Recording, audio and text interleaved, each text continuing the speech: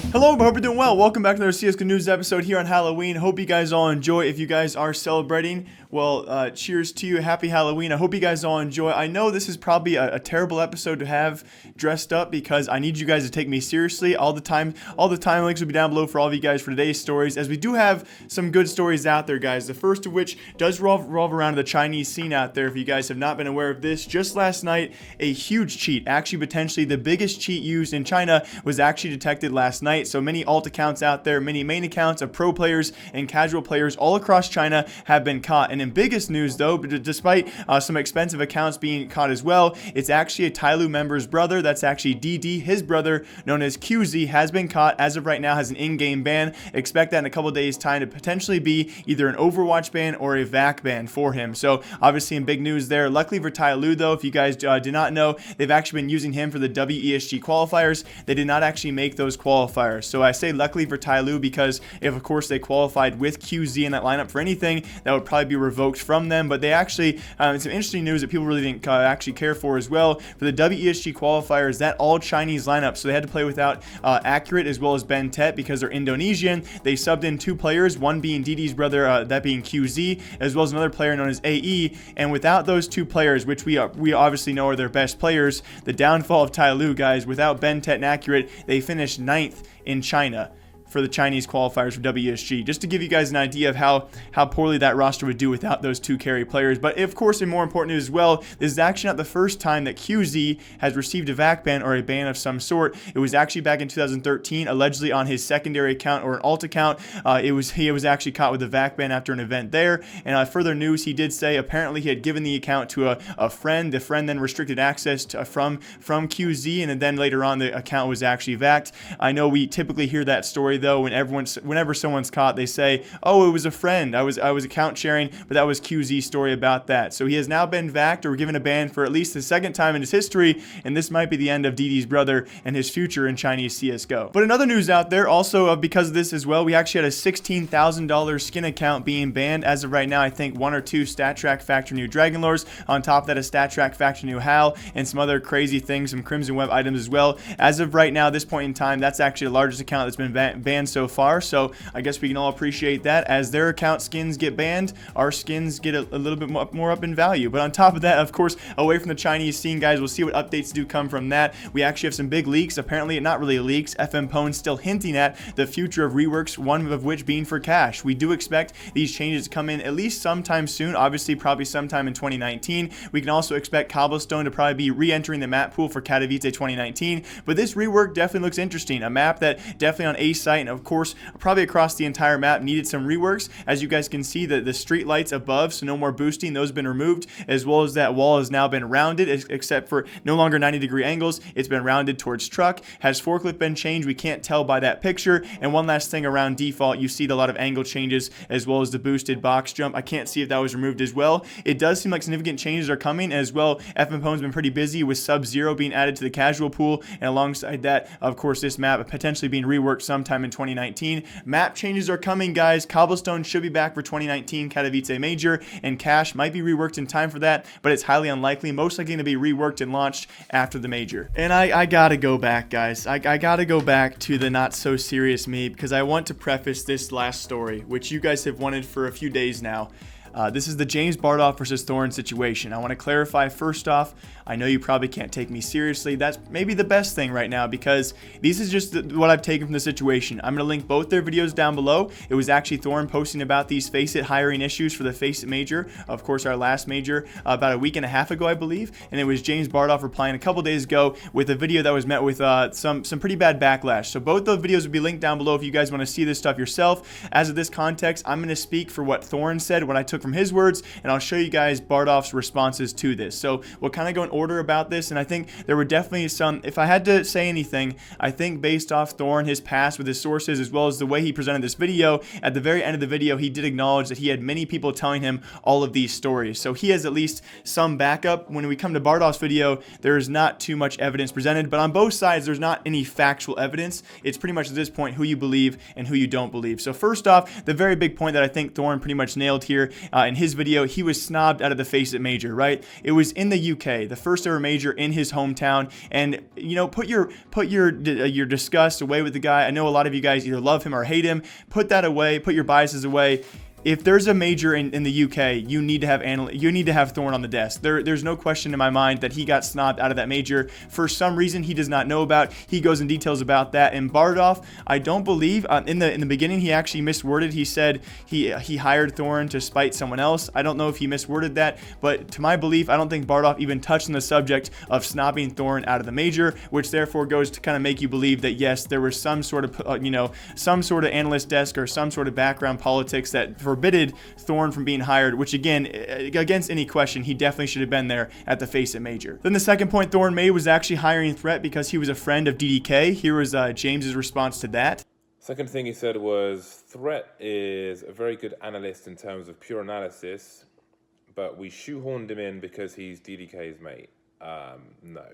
If he's a very good analyst in terms of pure analysis, I don't see why we need to shoehorn him in because he's somebody's mate, so no. Then Thorin also pointed out maybe one of the better points, but again, from a casual viewer point, I kind of maybe disagree with this as well. He said the hiring of Daps was egregious, meaning, of course, not a good choice. Daps had never been on the analyst desk before. Thorin made a really good point and said that you don't just skip all the other events, right? You don't just all of a sudden say, hey, let's hire the first time ever guy in the analyst desk to the major, the ultimate competition, right? You don't see that anywhere else in sports, anywhere else in esports. You don't hire a first timer, a rookie, to the biggest event of the year. I thought that was a great point to make, although here is Bardolph's response.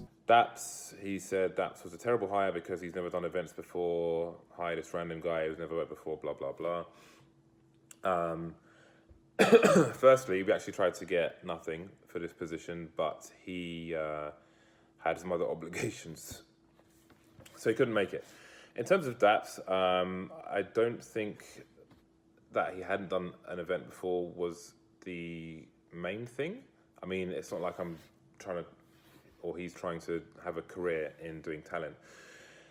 The reason he's on the desk is because I think it's a unique opportunity where you have someone who's actually playing the game at the moment, is an in-game leader, and of one of the fastest rising teams in the game. Which I can agree with. They went for nothing first, and then they went with a rising talent next. I do agree that it's great to see other pro players and rising pro players on the analyst desk, especially a fresh face. So I can see both sides of the argument here. On top of that, they did also get Pimp. So you could argue that they already had Pimp, they already had Threat as well. They already had enough faces of former pro players on the analyst desk, and so maybe that pickup was not the best idea. But again, I can see both sides of that story as to why they hired Daps. Another crucial point here made by Thorin that I don't believe was responded by, and again, you guys can correct me as well, was the fact that Bardolph is actually structured in the FACEIT company, which means he potentially is salaried by the company, which kind of he actually drives that point on. I do not believe Bardolph ever responded to that at whatsoever of him being structured inside FACEIT besides being a caster, which again leads you to think that he is, of course, probably more than just a caster for FACEIT, and therefore has a lot of hands and decisions that maybe he should not have. And speaking of which, a couple points that Thorin did make based off that, he said because he's structured inside FACEIT, he probably is going to be salaried, and because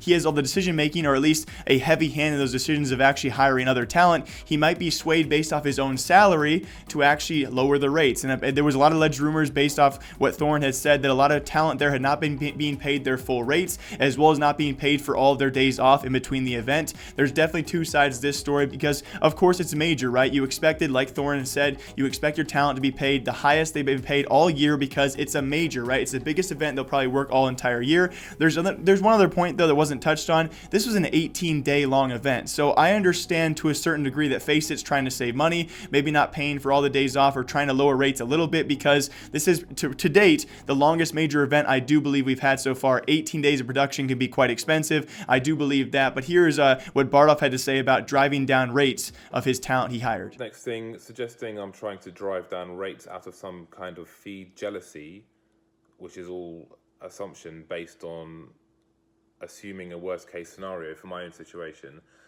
No, this is all wild assumption basically, and no, it's not in my own interest to drive down rates of our commentators because I'm a commentator myself, so that doesn't really just no.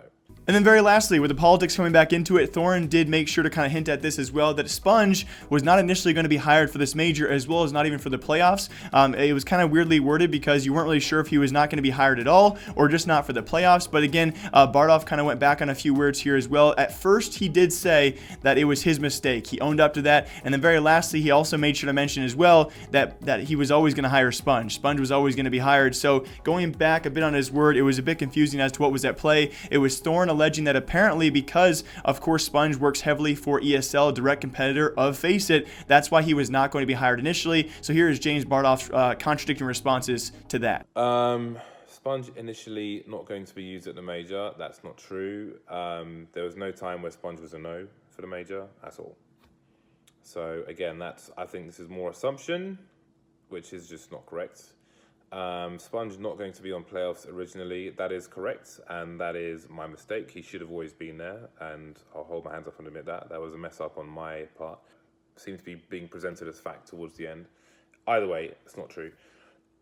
One of the reasons Sponge was not going to be hired, he was always going to be hired, was because of industry politics. This is a way for James to with ESL for not hiring him for ESL events. This is, from start to finish, this is ridiculous. And then very lastly of all the points, if you guys did not see this, it was actually Thorin posting to social media. It also broke on other forums out there, but it was not in his video, the talk about the chicken, right? The FACEIT chicken that was making the predictions, who apparently allegedly was paid 500 pounds a day. Of course, the money not going to the chicken, it was going to the handler, but still it kind of makes you think, if you're not paying talent the full rates, but you somehow have the money to pay a chicken or its handler 500 pounds a day, that was the argument there, and that was also not responded to in Bardolph's video. Again, it wasn't in Thorin's video, but it was also, it was a very, very, a heavily talked about topic, so Bardolph could have responded to that. I know it might seem like I'm siding with Thorin here. I'm certainly not. I think both sides have several things you can agree with, and both sides have several arguments. So again, I definitely encourage you guys to watch both their videos.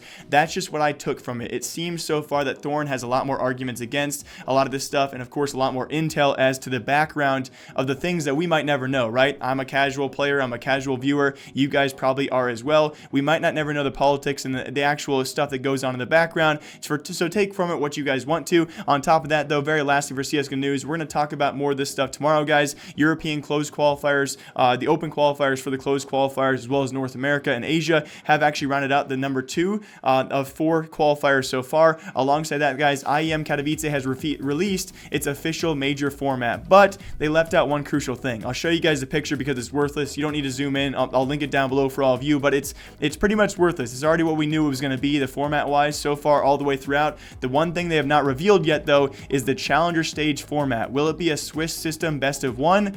I don't think so.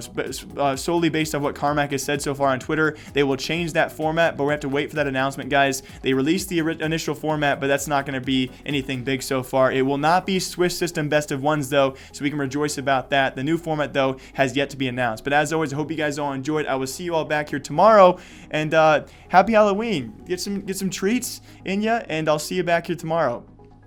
Bye.